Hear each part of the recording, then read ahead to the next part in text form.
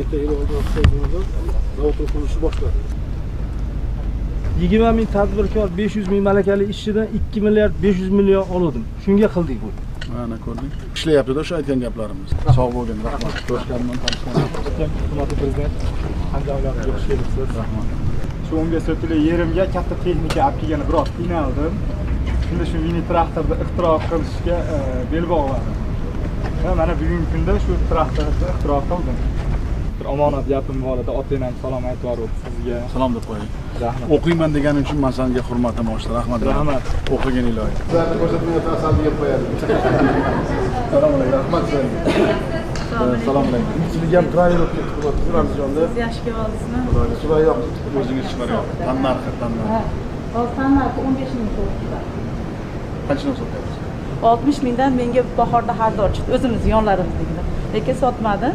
Boqsam undan ham ko'p bo'ladi. 500 gektar yangi ektik texnikalarimiz orasida Qozog'istonga 40 gektar ekdik.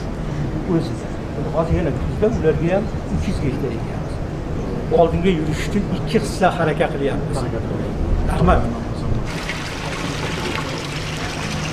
365 kun 24 soat demak boqish mumkin bo'ladi. Bu hosildorlikni juda ham yuqori darajada keskin darajada oshiradi. Odamlar baliq yemaydi. Oson turib sifatli, xavfsiz qo'yaylik baliq. Shunday bo'lsa, darrov qanaqadir tushiradi. Pakopkada ishlab chiqarish. Brend bo'ldi Andijonda. Qayerda? Andijonda shaharda. Shaharda o'zgardi.